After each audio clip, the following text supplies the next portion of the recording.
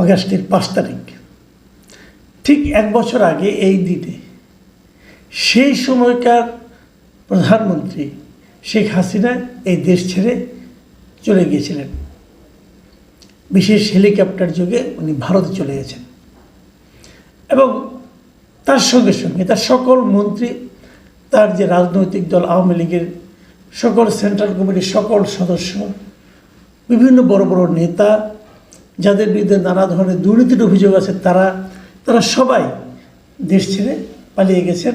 আর যারা যেতে পারেননি তারা জেলে আছেন, অথবা অ্যারেস্ট হচ্ছেন, অথবা হবেন, অথবা পালিয়ে আছেন।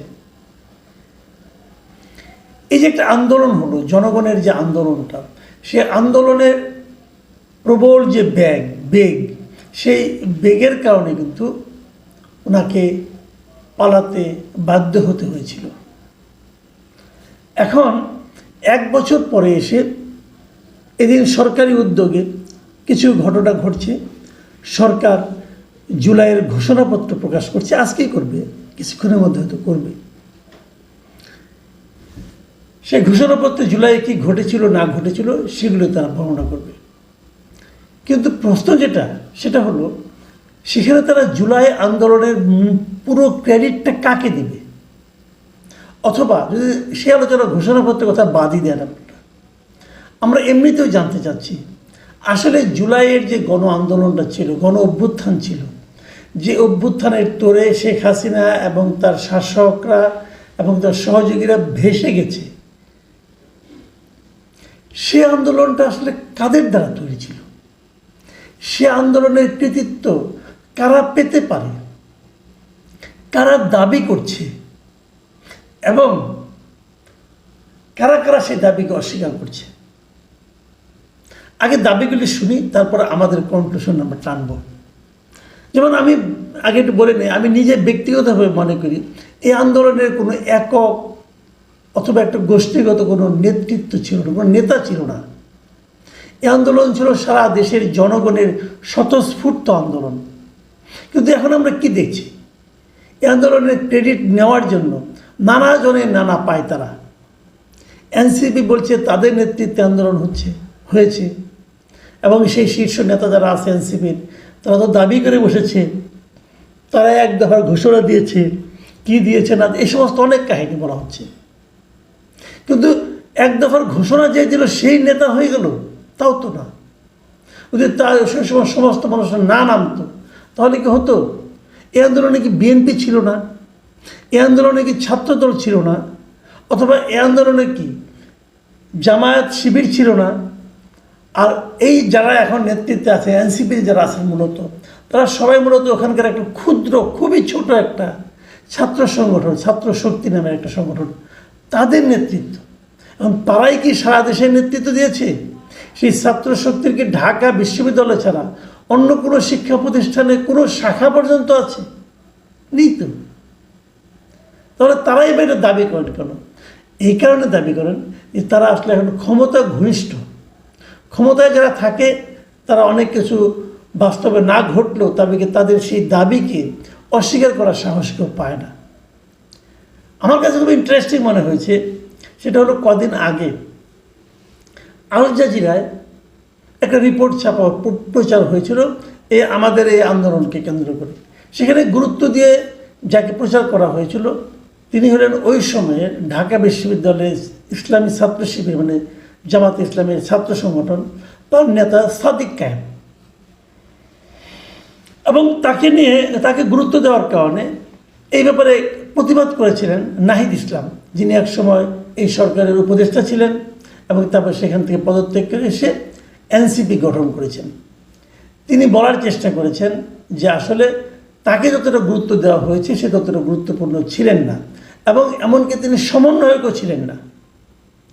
সমন্বয়ক তো সারা দেশের বিভিন্ন শিক্ষা প্রতিষ্ঠানে ছিল, সাদিক কায়েম সমন্বয়কও ছিলেন না। যে লোক সমন্বয়কও ছিলেন না তাকে এত গুরুত্ব দেওয়ার অর্থ কী?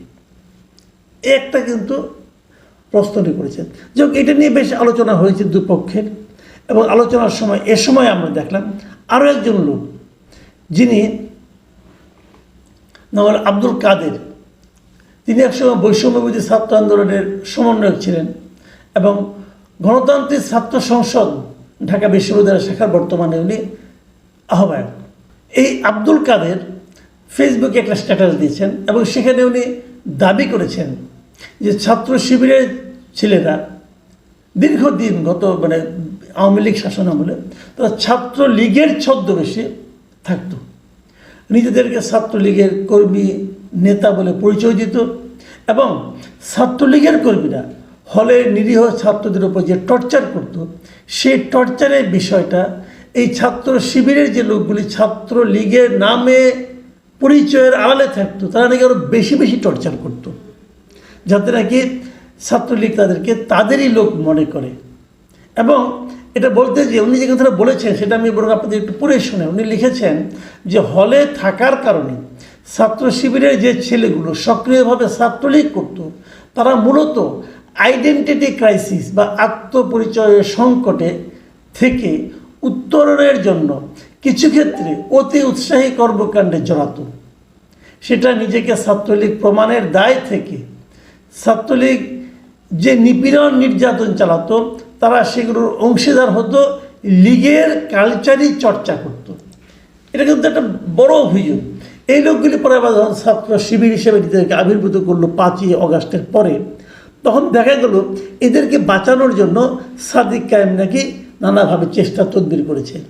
এবং আব্দুল কাদের কিন্তু এই ছাত্রদের একটা নাম তালিকাও দিয়ে দিয়েছেন। তার মধ্যে মনে করেন মুসাদ্দিক বিল্লাহ, আফজালুন নাইম, ইলিয়াস হুসাইন, রায়হান উদ্দিন, তানভীর হাসান শান্ত, হাসান সাইদি, মোহাম্মদ শাহাদাত হোসেন ওরফে সোহেল, এদের প্রত্যেকের নাম কিন্তু উনি বলেছেন এবং তারা কে কী অপকর্ম করেছেন সেগুলো উনি ডিটেইল বর্ণনা করেছেন। এই ঘটনার পর সাদিক কায়েম আবার পরবর্তী সময়ে এই আব্দুল কাদেরের যে দাবিটা তার প্রতিবাদ করেছেন এবং প্রতিবাদ করে উনি বলার চেষ্টা করেছেন যে আব্দুল কাদের যা বলেছে সেটা ঠিক নয়। উনি কোনো ছাত্রলীগের পরিচয় যারা নাকি অপকর্ম করেছে ছাত্র শিবিরের লোকগুলো, তারা আসলে ছাত্র শিবির নয়, তারা নিজেদেরকে ছাত্র শিবির পরিচয় দেয়নি কখনো, এবং তাদের বাঁচানোর জন্য তিনি নিজে কোনো চেষ্টাও করেননি। সাদিক কায়েমের এই বক্তব্য পরস্পরকে আপনার অভিযোগ পাল্টা অভিযোগ এগুলি চলছে। মূল লক্ষ্যটা কি? মূল লক্ষ্যটা হলো তারা প্রমাণ করতে চাইছে যে সে আন্দোলনের চালিকা শক্তি কারা ছিল, আন্দোলনের নেতৃত্বে কারা ছিল।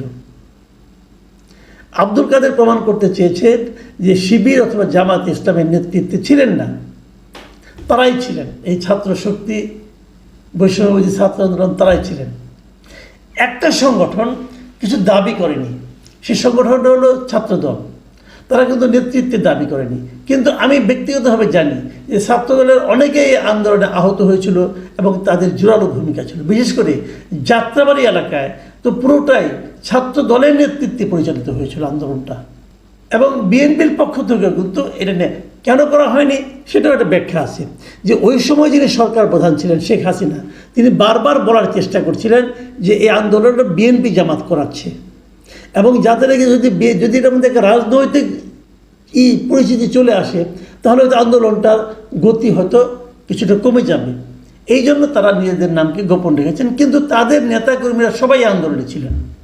সবশেষ কেউ কিন্তু নেতৃত্ব দাবি করেনি, কিন্তু একটা রাজনৈতিক দল এরই মধ্যে এই আন্দোলনের নেতৃত্ব দাবি করে বসে গেছে। সেটা হলো জামায়াতে ইসলামী বাংলাদেশের জামায়াতে ইসলাম। তারা দাবি করছেন এই আন্দোলনের নেতৃত্ব থেকে তারাই ছিলেন। এটা কে দাবি করেছেন? আমি কদিন আগে জামাতের নায়েবে আমির সৈয়দ আবদুল্লাহ মোহাম্মদ তাহেরের একটা ইন্টারভিউ দেখলাম, বিবিসি বাংলায় উনি দিয়েছেন এবং সেই ইন্টারভিউয়ের উনি এক পর্যায়ে বলেছেন, আমি বরং ইন্টারভিউ বেশ কিছু অংশ আপনাদের বরং পড়ে শোনাই। উনি বলেছেন, আমি ওখান থেকে জাস্ট লিখে নিয়েছি আর কি। উনি বলেছেন যে আমরা মূল ভূমিকা পালন করেছি এবং খুবই সচেতন ছিলাম এটা যে জামায়াত শিবিরের আন্দোলন এটা যেন প্রকাশিত না হয়। আমরা চেয়েছি এটাকে একটা সার্বজনীন রূপ দেওয়ার জন্য। যখন এটা প্রকাশ হতো এটা ছাত্র শিবিরের মাধ্যমে জামায়াতি এই আন্দোলনের নেতৃত্বে আছে, তখন অনেক লোকই হয়তো এক ধরনের রিজার্ভেশন তৈরি হতো, যেমন বামদের ভিতরে কিংবা যারা জামায়াতকে পছন্দ করে না। সেই জন্য আমরা এই কৌশলটা নিয়েছিলাম যেন সকল শ্রেণীর মানুষের পার্টিসিপেশনটা এখানে নিশ্চিত হয়। ভালো টেকনিক। কিন্তু প্রশ্নটা হলো যে উনি যে বললেন যে ছাত্র শিবিরের মাধ্যমে জামায়াতি এই আন্দোলনের নেতৃত্বে ছিল, এই দাবিটা কতটুকু গ্রহণযোগ্য? উনি কিন্তু দাবি করে বসেছেন। আবার এদিকে নাহিদ ইসলাম, যিনি একজন সমন্বয়ক ছিলেন এবং তাকে প্রায় সামনের সাইডে দেখা যেত, তিনি বলেছেন ওনাদের সঙ্গে কোনো রাজনৈতিক দলের সঙ্গে কোনো রকম যোগাযোগ হয়নি, কেউ ওনাদের সঙ্গে যোগাযোগ করেননি। তবে মাঠ পর্যায়ে বিভিন্ন রাজনৈতিক দলের নেতাকর্মী যারা আছে তারা তাদের সঙ্গে ছিলেন। এই যে আমি কতগুলি ভার্সন পেলাম, আপনি কোনটা বিশ্বাস করবেন? এবং এটা আগামী দিনগুলিতে যত দিন যাবে, এই যে দাবি দেওয়া, এই যে দাবিদার হওয়া, যে আন্দোলনের আমি মূল শক্তি, আন্দোলনের আমি সিপাহসালার, আন্দোলনের আমি মাস্টার মাইন্ড, এই সমস্ত দাবি কিন্তু চলতেই থাকবে।